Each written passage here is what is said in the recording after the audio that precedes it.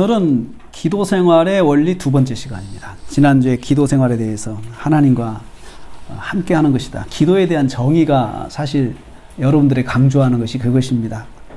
오늘은 기도 시간에 대해서 또 두 번째 말씀드리려고 하는데요. 사진을 좀 보여주세요. 그 이미지를 보여주세요. 기도라고 하는 것이 이런 것입니다. 내가 방에서 골방에서 기도하는데 사실 그 안에 나 혼자 있는 것이 아니고 예수님이 함께하고 있다. 이것을 꼭 기억해야 합니다. 나의 기도 시간은 나 혼자가 아니다. 나의 기도 시간은 나 혼자가 아니다. 그래서 이렇게 기도하는 것이 기도 시간의 기본적인 생각이 되어야 합니다. 그러니까 내가 하는 그 현장에 기도하는 그 방에는 나 혼자가 아니다라는 사실을 꼭 기억해야 합니다. 그런데 여러분, 기도하다 보면, 기도에 대해서 이렇게 하다 보면은 기도할 말이 없을 때가 많죠. 기도를 하고 싶은데 말이 나오지 않을 때가 있습니다. 그리고 기도 내용이 많지 않을 때가 있습니다. 기도 제목이 많지 않다는 거죠. 그래서 어떤 사람이 밤새 기도했다는 말 전혀 이해가 안 될 때가 있습니다. 어떻게 밤새 기도를 할 수 있을까? 또 어떤 사람 2시간, 3시간, 앉으면 보통 2시간, 3시간 기도한다고 그러는데 어떻게 그렇게 기도할 말이 그렇게 많은가? 이런 생각이 들 때가 있습니다. 그래서 기도에 대해서 우리가 말을 많이 하는 기도가 하나님께서 받으시는 기도다. 내가 하나님한테 뭔가를 많이 말해야 하나님께서 기도를 받으시는 거다. 말을 많이 하지 않는 기도는 기도한 것도 아니다 라고 생각할 때가 있습니다. 근데 그건 전혀 그렇지가 않습니다. 기도는 하나님께 말을 많이 하는 것이 기도가 아닙니다. 그리고 기도 제목이 많다고 해서 기도를 잘한 것도 아닙니다. 또 기도에 대해서 내가 하나님한테 뭔가를 큰 것들을 이렇게 제시하고 또 하나님하고 내가 하겠습니다 이렇게 많이 이렇게 선포한다고 해서 그 기도가 능력 있는 기도는 아닙니다. 기도에 대한 정의가 바로 있어야 우리가 기도에 대해서 오해를 하지 않을 수 있습니다. 기도 생활의 모든 조건이 갖추어져 있음에도 불구하고 기도 응답이 되지 않을 때가 있다고 이제 말씀했습니다. 지난주에 그랬습니다. 자, 하나님을 구하라, 찾으라, 두드리라, 열심히 기도하라고 하는 제목이잖아요. 구하라, 찾으라, 두드리라 해서 계속해서 기도했어요. 그런데 어떤 기도 제목은 계속해서 기도해도 응답이 안 되는 경우가 있어요. 응답이 안 돼요. 어떤 기도 제목은. 또 그러면 내가 죄가 있나? 회개도 했어요. 회개하고 또 기도했는데도 응답이 안 돼요. 말씀에 순종하면서 기도하는 것이 응답의 비결이다라고 해서 말씀에 순종하면서 내가 말씀대로 다 생활을 하면서 그대로 하면서 기도를 하는데도 불구하고 어떤 기도 제목은 응답이 안 될 때가 있습니다. 응답이 안 됩니다. 예를 들어 우리 한국교회 기도 제목 중에 통일을 위한, 남북 통일을 위한 기도 제목이 있습니다. 지금 계속 기도해도 통일 기운이 보이지 않습니다. 계속 기도해도, 아무리 기도해도 통일이 안 됩니다. 지금 현재. 아주 막막하죠. 우리가 기도할 때 그런 기도들이 있습니다. 응답이 불확실한 기도가 있어요. 내 문제에 있어서 해결이 안 되는 거. 그렇다고 해서 모든 것이 응답이 안 되냐? 다른 것들은 응답이 잘 되는데 이런 거 되고 이런 거 됐는데 이것만 안 되는 거예요. 그럴 때가 있다는 것이죠. 특별히 기도에 대한 모든 조건이 갖추어져 있는데도 불구하고 기도 응답, 기도 결과의 변화가 나오지 않는 기도가 있습니다. 주님이 말씀하신 대로 구하고 찾고 두드리는 기도를 했는데도 응답이 안 되고, 말씀 안에 거하는 기도를 하는데도 응답이 안 되고, 죄를 회개하는 기도를 하는데도 응답이 안 됩니다. 우리는 이럴 때 기도를 계속해야 될까요? 그런 질문이 생기죠. 기도를 내가 계속해야 되나?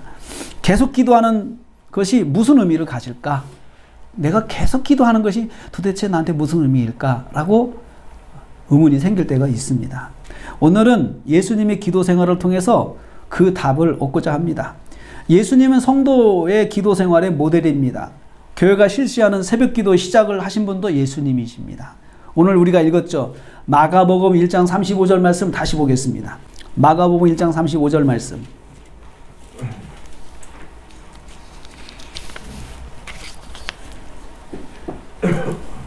마가복음 1장 35절 말씀 같이 읽습니다. 새벽 아직도 밝기 전에 예수께서 일어나 나가 한적한 곳으로 가사 거기서 기도하시더니, 아무리 기도가 정말 예수님이 모델이 되지만 이 새벽 기도 모델에 대해서는 다들 생각하지 못하는 분들이 많습니다.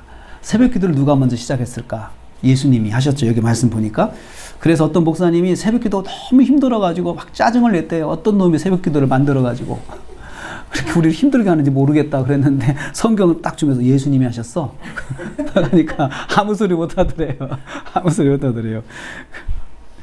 예수님의 새벽 기도 시간은 새벽에 날이 아직도 밝기 전이다 했어요. 날이 밝기 전에, 동이 트기 직전이니까 우리로 말하면 지금 새벽 4시 반에 5시 반 사이, 그 사이가 이제 기도하시는 시간인 것 같아요.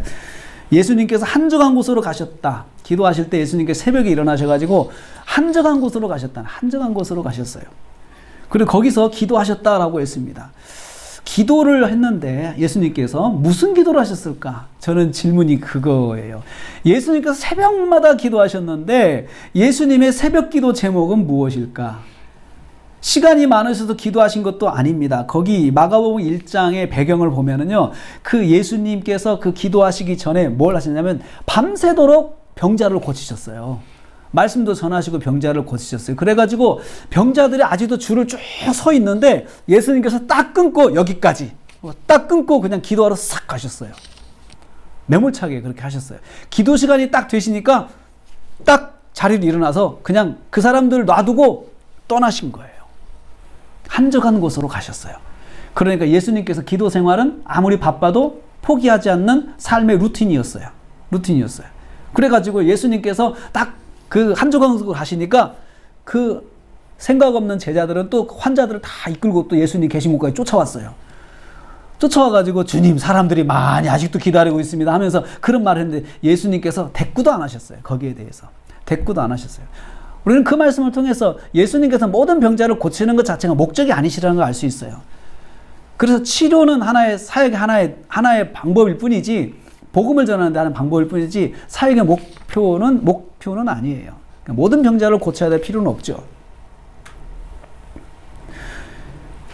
예수님 앞에 많은 병자들이 찾아와서 기도를 받고 말씀도 듣는데 예수님께서 치유 사역 하시다가 새벽이 되니까 한적한 곳으로 가신 것입니다. 예수님은 사역하시면서 기도 생활을 놓지 않으셨습니다. 또 누가복음 5장 15절 16절 한번 보세요. 누가복음 5장 15절 16절.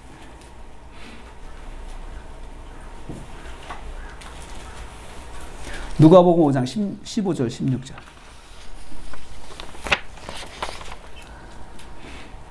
같이 읽겠습니다. 시작. 예수의 소문이 더욱 퍼짐에 수많은 무리가 말씀도 듣고 자기 병도 고침을 받고자 하여 모여 오되 예수는 물러가서 한적한 곳에서 기도하시니라. 거기도 뭐라고 말씀하고 있어요? 소문이 퍼지니까 수많은 사람들이 왔다. 구름대처럼 몰려왔을 거예요. 왜냐하면 당시 의료체계는 그 귀족들만 누리는 혜택이었기 때문에 어디가 누가 아프고 병들면은 그냥 민간 요법으로 그냥 고치는 시대였습니다. 그랬는데 예수님께서 기도만 해주시면, 손만 얹으면, 말씀만 하시면 병자가 고침을 받으니까 사람들이 어떻게 했어요? 예수님한테 가는 게 당연하죠. 다 몰려왔습니다. 믿음과는 상관이 없습니다. 다 찾아왔습니다. 사람들이. 그래서 병을 고침 받고자, 목적이 뭐예요? 말씀도 듣고 병을 고침을 받고자, 예수님께서 말씀하신 말씀도 듣고 병을 고침을 받고자 왔는데 예수님께서 물러가사 한적한 곳에서 기도하셨다. 그 사람들을 고치시다가 기도 시간이 딱 되면 또 가시는 거예요. 기도하는 곳으로, 한적한 곳으로 가시는 거예요. 그러니까 예수님께서 시간이 많으셔서 기도하신 것이 아니에요. 사람들이 많이 모여드는 상황 속에서 기도 시간이 되면 기도하시러 가신 것입니다. 기도하실 때 사람들이 없는 곳에서 기도하셨습니다. 왜 그러셨을까요? 방해받지 않으시려고요.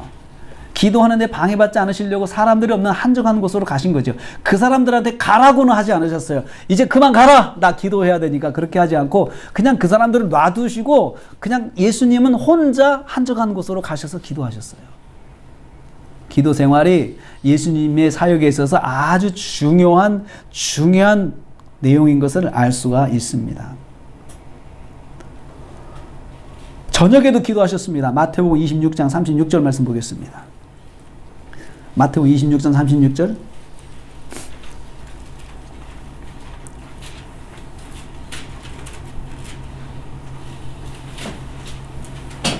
같이 읽겠습니다.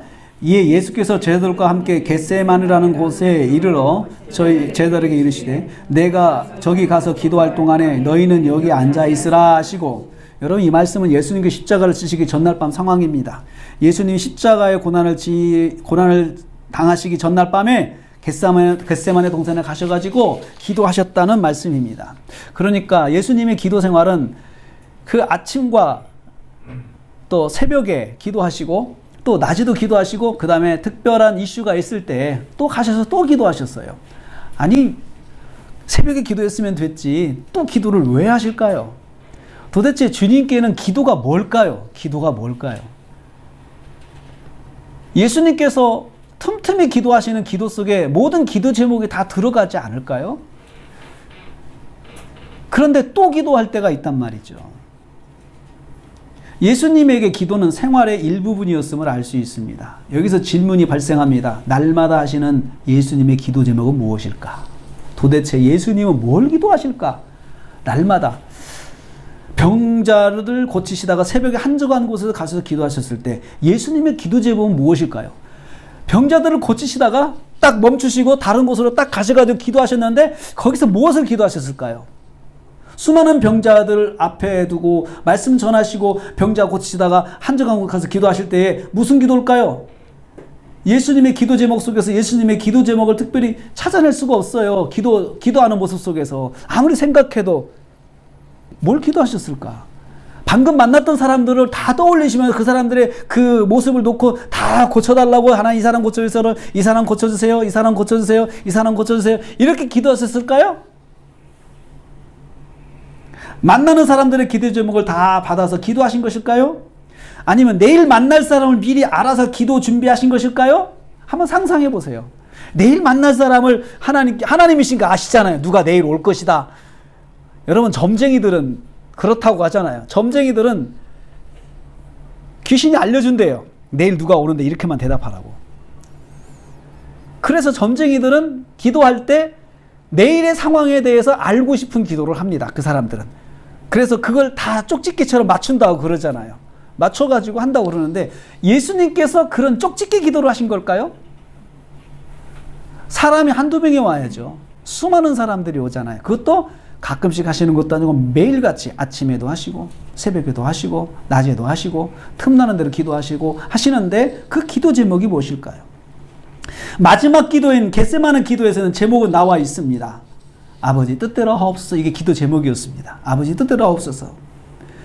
이 제목 외에는 새벽 시간과 저녁 시간에 일상의 기도 시간에 대한 예수님의 기도 제목을 특정할 수가 없습니다. 예수님은 기도 생활이 일상이었습니다. 매일 새벽 저녁에 기도하셨습니다. 그리고 특정한 시간을 정하셔서 낮에도 기도하셨습니다. 여러분 낮에도 기도하러 불쑥 가셨어요.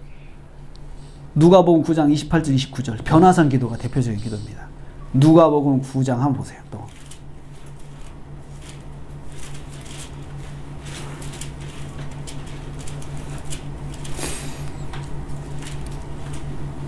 28절 29절 같이 읽습니다. 시작. 이 말씀을 하신 후 8일쯤 되어 예수께서 베드로와 요한과 야고보를 데리시고 기도하시러 산에 올라가사 기도하실 때에 용모가 변화되고 그 옷이 휘어져 광채가 나더라. 또 산에 올라가서 기도하셨어요. 낮에 제자들 3명 데리고 올라가서 기도하셨어요. 그러니까 예수님의 사역을 우리가 가만히 보면은 예수님께서 고치시고 또 가르치시고 또 선포하시고 하는 그런 사역의 3가지 패턴이 있거든요. 그런데 그 사역의 바탕은 기도예요. 기도였어요. 변화산에 가셔서 기도하셨는데 무슨 기도하셨을까요? 그 제목이 항상 궁금해요. 무슨 기도 여기서 하셨을까? 여러분 상상이 됩니까? 예수님께서 사역 중에 수많은 사람들의 기도 제목을 가지고 기도하셨을까요? 만났던 사람들을 위한 기도 시간이 되었을까요? 만났던 사람들을 다 복귀하시면서 기도하시는 시간이 되었을까요? 우리는 예수님의 이러한 기도를 통해서 기도에 대한 정의를 내릴 수가 있습니다. 기도가 무엇입니까? 우리는 상식적으로 생각합니다. 사전적 정의를 내릴 수가 있습니다. 기도는 자신이 바라는 것을 구하는 것이다. 우리 보통 그렇게 생각합니다. 여기서 자신의 기도 제목이 있어야 합니다. 반드시 자신이 바라는 것을 구한다 할 때는 나에게 기도 제목이 있어야 되죠. 근데 기도 제목은 대부분의 그 기도 제목은 문제죠. 문제죠. 내가 처한 문제, 내가 처한 상황이 나의 기도 제목이죠. 이것이 이루어지기를, 이것이 해결되기를, 이것이 해피엔드로 끝나기를, 이게 보통 우리의 기도 제목이죠. 그리고 우리가 바라는 것이죠. 자기가 원하는 대로 이루어지기를 비는 것, 이것이 기도입니다. 우리의 기도에는 상황이 있고 목표가 있고 잘 되는 결과를 전제로 하고 있습니다. 그래서 상황과 목표를 놓고 그것이 이루어지게 하고 그것이 잘 되기를 항상 우리는 비는 것이 기도입니다. 고난의 상황이 해결되어야 하고 자신이 계획한 것이 이루어져야 하고 그리고 나타난 결과는 좋은 영향을 주어야 합니다. 인간관계가 문제가 있는 분은 인간관계가 좋은 쪽으로 해결되어야 합니다. 사업하시는 분은 사업이 번창해야 합니다. 모든 일이 해피엔드가 되어야 합니다. 하나님께서 우리의 기도를 받으셔서 이렇게 인도해 주셔야 합니다. 이렇게 바라는 것이 우리는 일반적인 기도로 생각합니다. 그러다 보니 우리의 기도 생활은 생활 중심입니다. 생활 중심.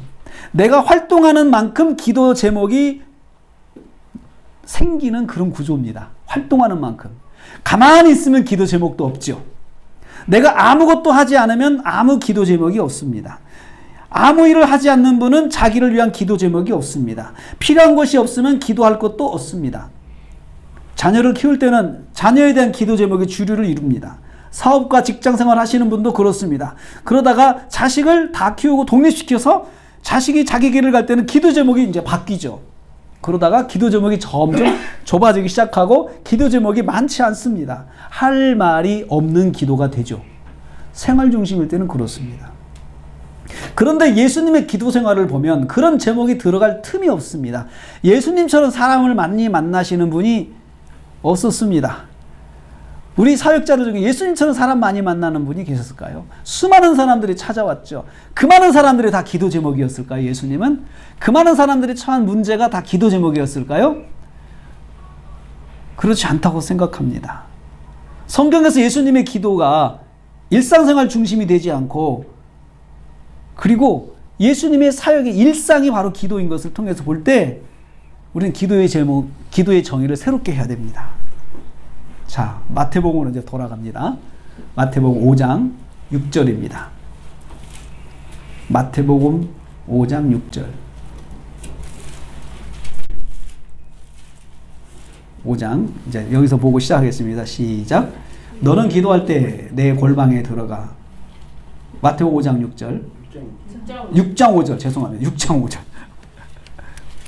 6장 5절. 같이 기도합니다. 읽습니다. 시작. 너는 기도할 때 내 골방에 들어가 문을 닫고 은밀한 중에 계신 내 아버지께 기도하라. 은밀한 중에 보시는 내 아버지께서 갚으시리라. 자, 이 그림을 다시 한번 보겠습니다. 이 말씀이 이 그림으로 표현된 거거든요. 기도할 때에 골방에 들어가서 은밀한 중에 거기 기도하는 사람 눈에는 안 보이는데 예수님이 계시어요. 은밀한 중에 계시고 은밀한 중에 보시는 하나님께 기도하라. 기도는 뭡니까? 우리는 생각할 때 내가 어떤 이슈를 가지고 하나님 만나서 내가 막 그 이슈를 막 말을 해가지고 하나님 앞에 이거 해주세요, 이거 해주세요, 이거 해주세요, 이거 해주세요. 우리는 그렇게 기도의 정의를 내립니다. 그런데 성경에서 예수님은 기도는 뭐냐면 기도는 만나는 거예요. 예수님 만나는 거예요. 나는 뭔가를 말을 하려고 기도한다고 생각하지만 예수님은 그게 아니고 하나님, 은밀한 중에 계시는 하나님과 그 같이 있는 것이 기도예요. 그리고 은밀한 중에 계시는 그 하나님이 나를 보시고 나를 들으시는 것이 이것이 기도라는 거죠. 그러니까 기도 생활은, 기도는 뭐냐면 아주 중요한 것은 내가 하나님과 만나는 것이 제일 중요한 사건이에요. 기도는. 내가 무슨 말을 했냐가 중요한 게 아니에요. 했냐가. 여러분의 절친, 정말 좋은 친구는 말을 만나서 많이 했다보다도 중요한 게 뭐예요? 만났다는 게 더 중요하잖아요. 그 사람을 만나서 말하지 않아도 통하는 것이 있을 때 그 만남이 정말 중요하죠. 그 사람과 무슨 대화를 했다가 중요한 게 아니고 만나는 것이죠. 만나는 것이 더 중요하죠. 인격적인 관계일수록 그렇습니다. 사무적인 관계에서는 가서 무슨 말을 했냐가 중요한 거예요. 여러분, 계약 관계에서는 계약자와 만났다 할 때는 그 사람에게 내가 무슨 말을 했냐가 중요하죠. 그러니까 하나님과 우리의 관계는 계약자와의 관계가 아니에요. 계약자와 만나는 것이 아니에요. 그냥 하나님께서 우리를 만나주시는 것, 우리가 하나님 앞에 나가서 하나님을 만났다는 것, 이것이 정말 기도에서 중요한 사건이에요. 만났다는 것.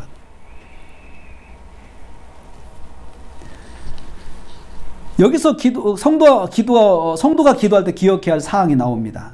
은밀한 중에 계신 내 아버지, 은밀한 중에 보시는 내 아버지께 기도한다라고 했어요. 기도를 받으시는 하나님이 아버지이심과 기도를 받으시는 하나님께서 은밀한 중에 존재하시고 은밀한 중에 보신다는 사실을 여기서 예수님께서 강조하고 있어요. 너는 기도할 때 꼭 기억해야 된다는 거죠. 아버지께서 들으신다는 거죠. 그러니까 하나님이 아버지로서 들으신다는 거죠. 그런데 그 하나님께서 우리를 다 아세요. 다 알고 있다면 여러분 말하지 않아도 되죠. 다 알고 있다면 말해서 알 수 있는 분이라면 말을 해야 되겠죠. 그런데 하나님이 다 아시고 계시는데 내가 굳이 거기서 말을 다 해야 된다는 의무감은 가질 필요가 없다는 거죠. 하나님께서 내가 하나님 만나서 말을 할 때 그 말을 다 알고 계시지만 들어주세요. 들어주시는 거죠. 그게 중요한 거죠. 아니까 할 필요 없어 라고 하면 대화가 안 되죠. 그럼 내가 만난 의미가 없잖아요. 기도할 때 기도의 제목들은 하나님이 다 아시지만 내가 할 수 있는 만큼 그냥 말을 하는 거죠. 표현하는 거죠. 나에 대해서 표현하는 거죠. 그래서 만나는 것 자체가 중요하기 때문에 기도 시간은 내가 기도 시간을 시작했다는 것이 정말 중요한 사건이에요. 그 시간을 가졌다는 것이. 그래서 거기에서 기도하면서 하나님 만나가지고 말을 안 해도 돼요. 그냥 가만히 있어도 돼요. 하나님 하면서 가만히 있어도 돼요. 그리고 가끔씩 제가 이렇습니다. 이런 마음이 있습니다. 속상합니다. 하나님 제가 아픕니다. 아시죠? 아픕니다. 이것을 하나님 앞에 이거 고쳐주세요 말하지 않아도 하나님께서 아픕니다. 다 먼저 아시고 있지만 그 들으시면서 그래 아프지. 알았다. 하나님께서 그 기도를 받으신다는 거죠. 내가 말한 만큼 그 워딩만큼 역사하시는 것이 아니고 아시기 때문에 워딩은 10분의 1도 못했지만 그 전체를 하나님께서 받으시고 역사해 주신다는 거예요. 그래서 하나님을 만나는 것이 기도라는 것입니다. 성도가 기억해야 할 기도 받으신 하나님에 대한 것이 세 가지가 나왔어요. 아버지라는 거죠. 아버지. 여러분 자녀가 부모를 만나려고 만날 때 부모가 이미 자녀의 상황을 다 알고 있어요. 근데 만나러 왔어요. 그럼 왜 왔는지도 알잖아요. 근데 말을 다 안 했어요. 그럼 말 안 했다고 그러면 자녀의 상황을 그냥 무시합니까? 아니잖아요. 온 것 자체가 말하려고 왔기 때문에 말하지 않아도 다 알아요. 그런데 한마디 툭툭 던지는데 힘들다고 말하고 도와주시면 좋겠습니다 라고 말하고 그럴 때 그 말을 듣는 아버지, 어머니, 부모의 마음은 도와줬으면 좋겠습니다 라고 말할 때 그 워딩보다 더 마음이 아프죠. 마음이 더 아프죠. 그 심정을 아시니까. 하나님은 아버지시기 때문에 우리의 기도를 들으십니다. 우리를 만나주십니다. 우리가 하나님께 나갈 때 아버지, 부모를 만난다. 아버지를 만난다는 마음으로 나가는 것이 중요합니다. 하나님은 기도 시간을 아들과 딸을 만나는 시간으로 보신다는 것이에요. 아들과 딸을 만나는 시간으로 보시는 거예요. 하나님의 입장에서는 자식을 만나는 기쁨의 시간이고, 성도의 입장에서는 만물의 주인이시고 전능하신 아버지를 만나는 행복한 시간입니다. 야, 전능하신 하나님을 내가 만나는데 그 만남을 통해서 내 하나님께 다 말해야 되겠다라고 기대하면서 만나는 거죠. 100% 나에게 도움을 줄 수 있는 분을 내가 찾아가는 기쁨이 있잖아요. 안 만나줄 사람인데 나를 만나준다. 그런 기쁨이 있지 않겠습니까?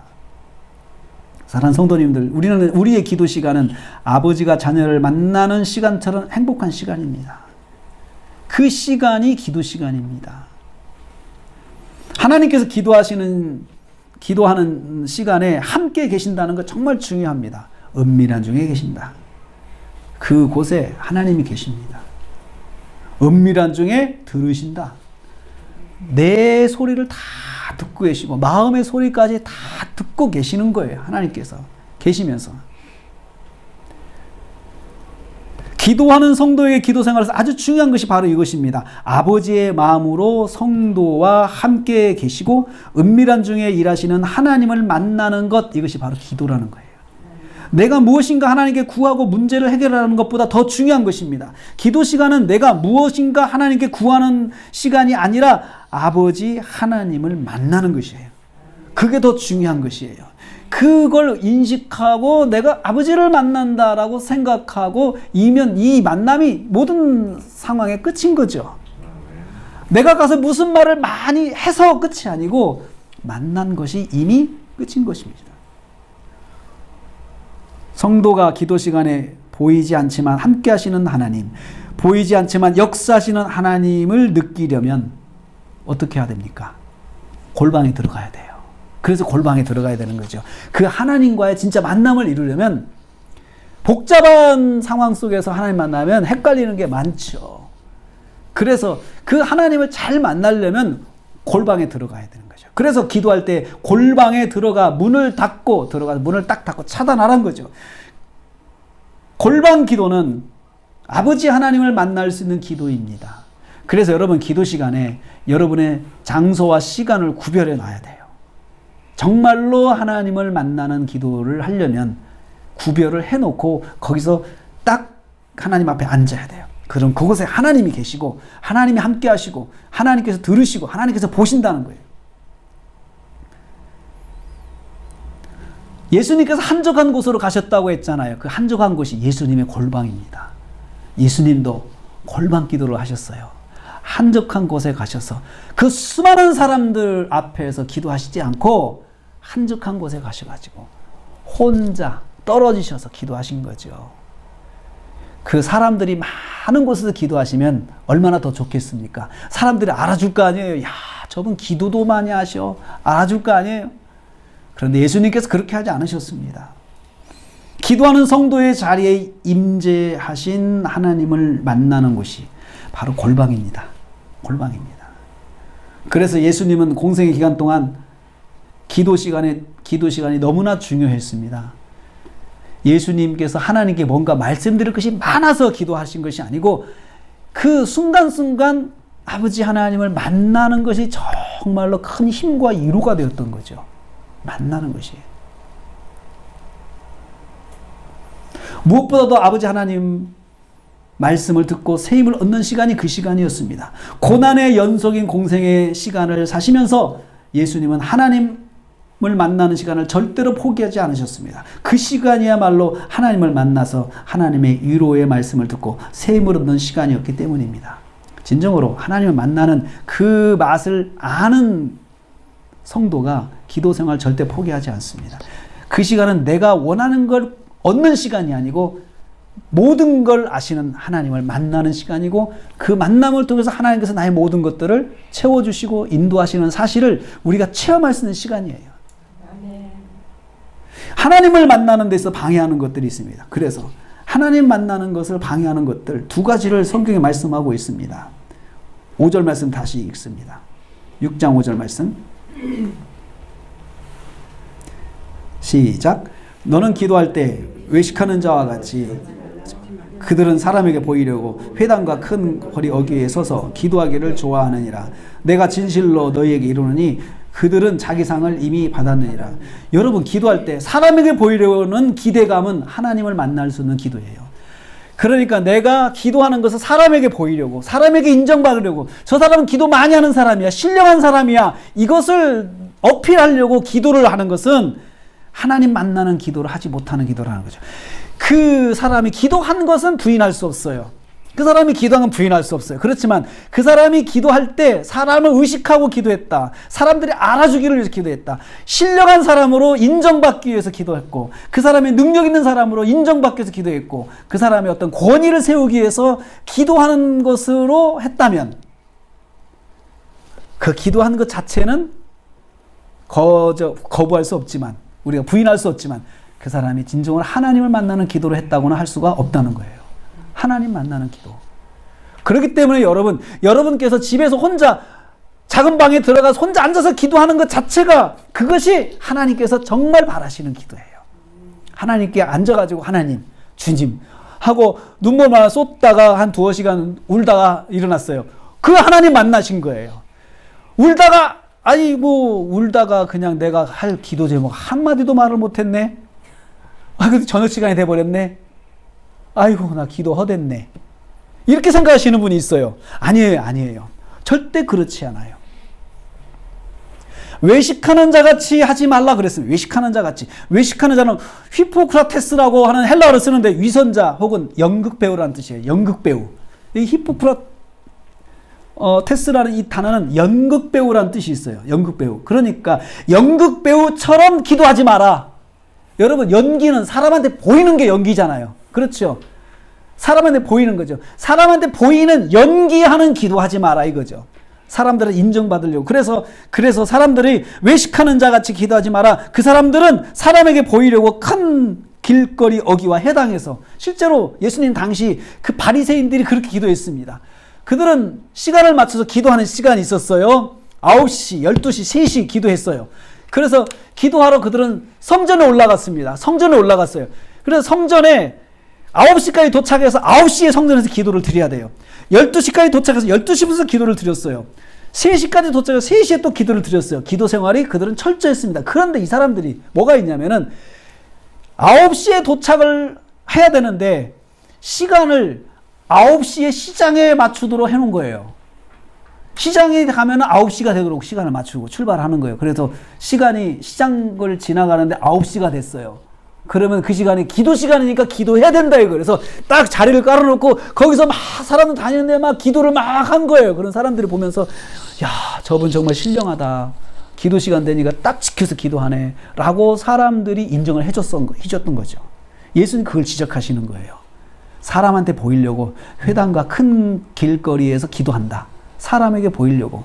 그들은 9시까지 회당에 갈 수 있음에도 불구하고 회당에 안 가고 교회 안 가고 그 길거리에서 9시가 되게 만들어 놓고 일부러 그렇게 기도하면서 자기들이 신령한 사람이라는 거, 자기들을 그렇게 해서 돋보이게 만들려고 기도했다는 거죠. 그 기도는 하나님 만나는 기도가 아니다.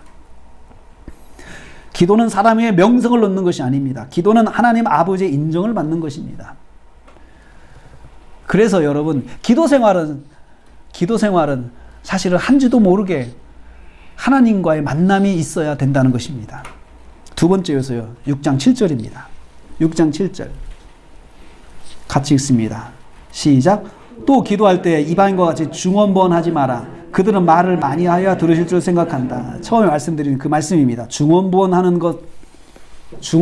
모습도 하나님 만날 수 없는 기도입니다. 중언부언이라고 하는 것은 의미 없는 말을 반복하는 것입니다. 의미 없는 말을 반복하는 것. 그러니까 내가 기도할 때 말을 많이 하는 기도를 하는 거야. 청산유저처럼 말을 두들두들 그냥 쭉 하는 기도를 하면 그 기도가 잘한 기도냐? 그거 아니라는 거죠.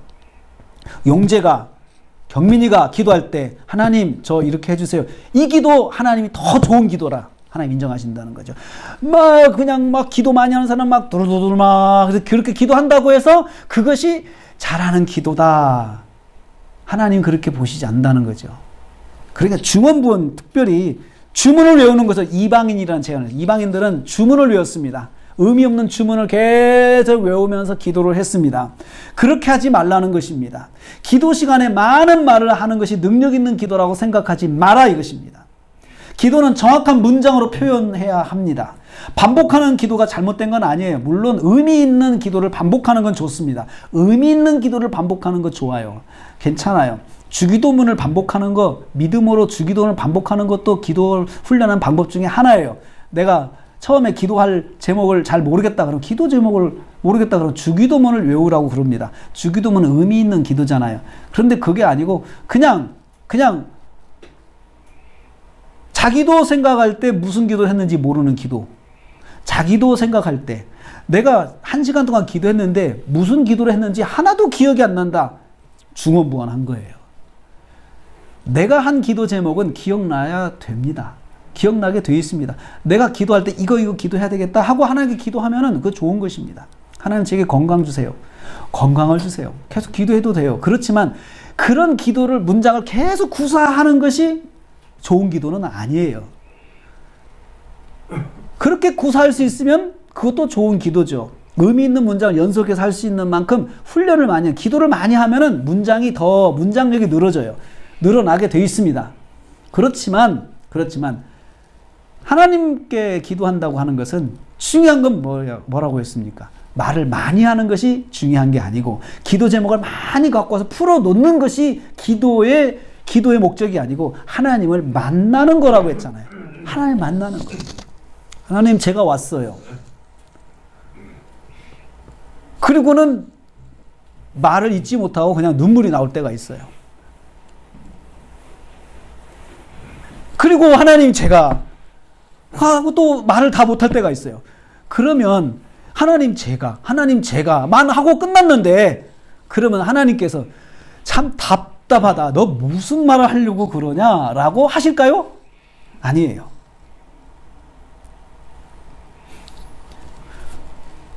기도 제목을 가지고 하나님께 나가는 거 중요합니다. 그렇지만 말을 많이 하는 것이 기도의 핵심은 아닙니다. 기도의 제목이 많지 않아도 그거 하나님 가서 만나고 그리고 그냥 그 자리에 앉아만 있어도 기도하는 그 자리에 앉아만 있어도 그것이 기도 시간입니다. 기도 시간입니다.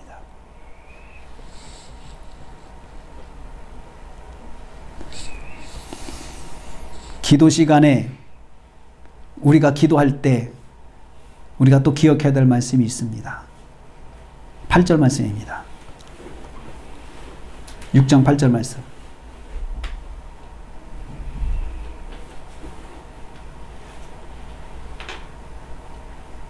같이 읽습니다. 시작. 그러므로 그들을 본받지 말라. 구하기 전에 너희에게 있어야 할 것을 하나님 너희 아버지께서 아시느니라. 자, 좀 중요한 말씀이죠. 네가 말로 다 표현하지 못한 기도 제목을 내가 응답하지 않는다라고 생각하지 마라. 그러니까 막 조급하게 이것도 이야기하고 이것도 이야기하고 이것도 이야기해야 되는데 내가 기도를 다 못했어 라고 기도하고 나서 그런 마음을 가지면 안 된다는 거죠. 구하기 전에 너희에게 있어야 할 것을 하나님 아버지께서 아신다고 그랬어요. 아신다고 그랬어요. 기도하기 전에 다 이미 아신다고 그랬어요. 그럼 여기에 어떤 문제가 생겨요. 아시는데 뭐라고 기도하냐? 아시는데 기도할 필요가 있느냐? 기도할 필요가 없다라고 또 생각하는 분이 있어요. 이 말씀의 의미는 뭐냐면 중언부언 말을 많이 하면서 기도에 어떤 부담을 갖는 사람들, 기도 제목을 다 해야 된다고 부담 갖는 사람에 대한 그 말씀이에요. 그렇게 안 해도 된다. 기도는 하나님을 만나는 것이 더 중요한 사건이지 거기서 기도 제목을 다 갖다가 워딩으로 표현하는 것이 중요한 것이 아니다. 왜냐하면 하나님 다 아시지. 다 아시니까.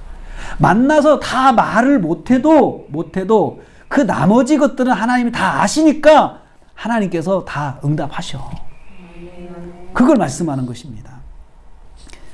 기도 시간은 우리의 필요 모든 것을 아시는 하나님을 만나는 시간이에요. 우리가 하나님께 구해야 하나님께서 나의 기도 제목을 아시는 것이 아닙니다.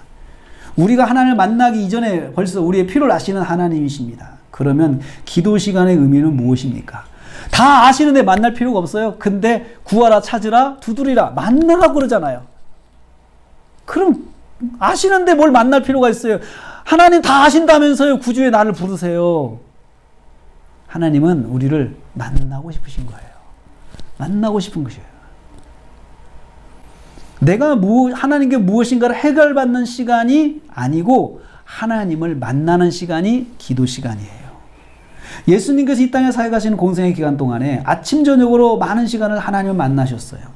이때 예수님의 기도 제목은 병든 자를 고치는 것, 기적을 행하는 것, 잘 감당을 해달라고 기도하신 것은 아니었으로 알 수 있습니다. 그것이 기도 제목은 아니었어요. 예수님이 하나님을 늘 만나고 싶었던 거예요.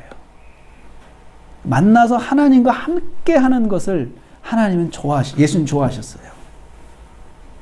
그런데요, 그렇게 예수님 기도 많이 하셨거든요. 근데 예수님도 해결받지 못한 문제가 있어요. 그렇게 기도를 많이 하셨는데 고난의 문제예요. 고난의 문제 사라지지 않았어요. 아침 저녁으로 기도하면 여러분 이 사람은 아무 문제 없어야 되잖아요. 그렇죠? 그렇게 하나님과 동행하는 사람 아무 문제 없어야 되잖아요. 예수님은 병든 자도 고치고 죽은 자도 일으키시고 기적을 행하시면서 아침 저녁으로 하나님 만나고 기도하시면서 때를 따라서 하나님 만나 기도하셨는데 예수님 정작 문제 하나 해결하지 못하셨어요. 자기 문제, 중요한 문제 고난의 문제 해결하지 못했어요. 예수님께서 기도를 날마다 하시는데도 바리새인과 서기관들은 예수님을 늘 괴롭게 했어요. 늘 괴롭게 했어요. 예수님 찾아와서 비난하고 말로 위협하고 공격하고 막 그랬어요. 예수님이 새벽에 기도해도 아무것도 변하지 않았어요. 오히려 나중에 십자가에 못 박혀 죽임을 당하셨어요. 기도 생활을 통해서 예수님의 사역의 열매가 풍성해졌지만 예수님의 고난은 줄어들지 않았습니다. 우리의 기도 생활도 그렇습니다. 하나님을 알고 하나님의 인도하심을 받는 문제들이 있음에도 불구하고 어떤 문제만큼은 해결되지 않고 지속될 때가 있습니다. 여러분 그렇지 않습니까? 어떤 것들은 응답을 해주셨는데 어떤 것들은 해결이 안 되고 계속해서 내가 기도하는 문제가 있습니다. 먼저 질문해 보세요. 하나님께서 나의 이 문제를 아실까? 모르실까? 한번 질문해 보세요. 내가 날마다 기도하는데 해결되지 않는 이 문제가 나한테 있어요, 지금. 너무 힘들어요. 그러면 하나님께서 여기를 아실까? 모르실까? 아실까? 모르실까? 성경은 뭐라고 했어요? 아신다고 했어요. 아시는데 왜 가만히 놔두실까? 한번 생각해 보세요. 아시는데 왜 가만히 놔두세요? 경민이랑 우리 용재랑 공부해야 돼. 고3 이제 되면 고등학교 들어가면 공부해야 되잖아. 공부하는 거 힘들어. 힘들면 엄마가 힘드니까 너 공부하지 마라. 그러면 좋겠지. 그치? 근데 어떻게 힘들어도 해야 된다. 그렇잖아요. 그렇죠? 힘들어도 해야 된다. 어떤 것은 기도 제목이 하나님 나 좀 힘들지 않게 해주세요. 공부 좀 안 하게 해주세요. 그런 기도 제목도 가끔씩 올라온다고 합니다. 나 좀 공부 좀 안 하게 해주세요. 공부 얼마나 힘드니까. 그렇지만 하나님께서 공부 좀 안 하게 해주세요. 그러면 그 기도만큼은 힘들어도 해라 그럴 때가 있단 말이지. 왜요? 그것은 내가 감당해야 될 큰 사명일 때, 감당해야 될 하나의 과정일 때는 하나님께서 놔두신단 말이에요. 그때는 우리가 이런 생각을 해야 돼요. 하나님의 계획이 있겠다. 무슨 계획일까? 두 가지예요. 첫째, 하나님과 만남을 위한 하나님의 계획이에요. 그거만큼 있어야 맨날 하나님 찾아오죠. 힘드니까. 그래서 그 문제를 통해서 하나님을 만날 수밖에 없는 사람은 문제를 놔두시는 거예요. 예수님처럼 문제에 상관없이 늘 인격적으로 하나님을 만나실 분에 대해서는 그런 문제는 없습니다. 그런데 그 문제가 있어야 하나님을 만날 수 있는 믿음인 사람은 문제가 있어요. 왜요? 그 문제를 가지고 하나님께 나오니까요. 나오니까. 두 번째는 자기 십자가 문제예요. 마태복음 16장 24절 보세요. 마태복음 16장 24절 문제. 마태복음 16장 24절 문제.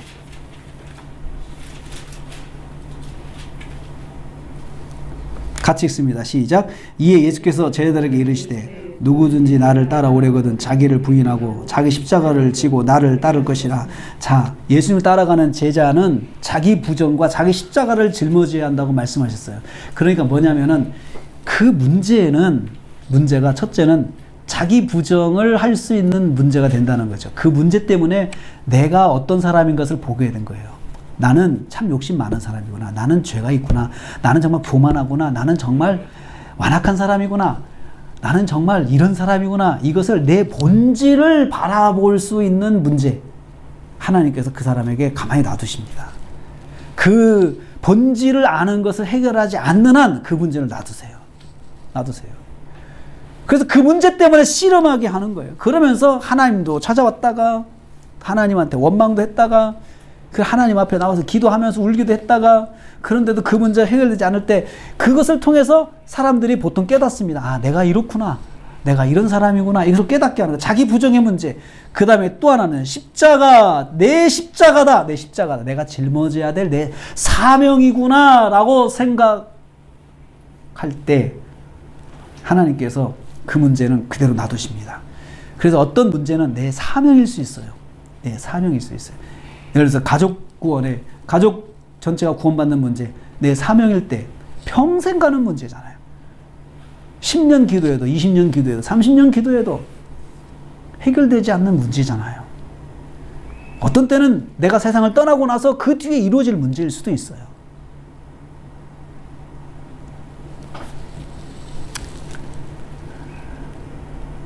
자기 평생 짊어지고 가야 할 인생의 짐이다 라고 하나님이 주실 때 그 문제를 놔두실 때가 있어요. 그래서 그 문제, 어떤 문제 해결되지 않는, 내가 열심히 기도하는데 내가 정말 말씀 안에 거하면서 또 하나님께 계속해서 기도하고 내 죄를 회개하면서 기도하고, 그리고 내가 정말 하나님 만나는 그 기도 생활을 게을리하지 않고 그렇게 하고 있는데도 불구하고 나에게 있는 문제 있다면 한번 생각을 해보셔야 합니다. 사랑하는 성도님들, 기도는 하나님 만나는 것입니다. 은밀한 중에 계시며 은밀한 중에 살아 역사하시는 하나님 만나는 게 기도입니다. 그래서 기도는 정말 중요한 개념은 기도에서 하나님과 만났다는 거죠. 그래서 여러분, 기도 시간에 말을 많이 할 필요도 없어요. 하고 싶은 기도 제목 이야기 하셔요. 그리고 남은 시간은 성경도 읽으시고 그리고 찬송도 하시고 하나님 만나가지고 그렇게 하나님 앞에서 노는 거예요. 하나님 앞에서 노는 거예요. 찬송도 하시고. 찬송이 내가 혼자 하기 힘들어 유튜브에 음악을, 찬양 기도 음악을 틀어놓고 그 기도 음악과 함께 하면서 하나님 앞에 기도하는 거예요. 그 찬양을 들었다가 기도 제목에 불쑥 생각날 때가 있어요. 아, 하나님 이거 해주세요. 또 이런 것도 생각날 때가 있어요. 하나님 이것도 해주세요. 그런데 하나님과 만나는 그 만남을 통해서 우리가 대부분 문제를 해결하는 것도 있지만 본인을 발견할 때가 많습니다. 내가 어떻다는 걸 발견하고, 하나님께서 나에게 주시는 말씀이 대부분이에요. 너가 이렇게 했으면 좋겠다. 네가 이렇게 했으면 좋겠다. 하나님께서 주세요. 하지만 고난과 어려움 속에서는 하나님께서 위로도 해주세요. 제일 먼저 위로해 주세요. 그게 하나님의 마음이죠. 아버지의 마음이라고 그랬잖아요. 위로해 주시고. 그러지 하나님께서 책망하지 않으세요. 힘들지? 수고했다. 나도 너를 이해한다. 그래, 네가 그랬다면서? 그래, 왜 그랬니? 그렇게 하지 않으시고 이해한다. 그 문제가 잘 해결될 거다. 그렇게 위로해 주는 것이 부모의 마음이잖아요. 그냥 어려움 당해서 왔는데 자녀를 막 책망하고 막 욕하고 비난하고, 그런 부모가 네가 그래서 잘못한 거야 라고 하는 부모는 인격적인 부모는 아니죠. 정말 인격적이고 사랑이 풍성한 부모는 그렇게 하지 않습니다. 기다려 주시죠. 어떤 기도 제목은 하나님께서 나를 만나시고자 펼쳐 놓으신 것일 수 있습니다. 어떤 기도 제목은 나를 낮추시고자 내 앞에 놓은 것일 수 있습니다. 또 내게 사명을 감당하라고 맡겨주신 고난일 수도 있습니다. 혹시 나를 오랜 시간 동안 붙잡아 놓고 있는 기도 제목에 대해서 성령께서 뭐라고 말씀하십니까? 지금 내 마음에 생각나는 말이 성령의 음성입니다. 기도하겠습니다. 주님, 오늘 저희들에게 은밀한 중에 계시고 은밀한 중에 보시는 하나님께서 기도 시간에 함께 하신다고 말씀해 주셨습니다. 기도는 하나님을 인격적으로 만나는 시간이라고 하셨습니다. 이 기도 시간을 통하여 응답되지 않는 기도는 나를 낮추시고자 묶어두시는 거라 했습니다. 그리고 나의 십자가를 남겨두신 것이라고 하셨습니다. 오늘도 제게 남겨놓으신 기도 제목이 어떤 의미인지 알게 하여 주시옵소서. 그래서 주님을 만나는 기도 생활에 잘 적응하게 하여 주옵소서. 예수님의 이름으로 기도하옵나이다. 아멘.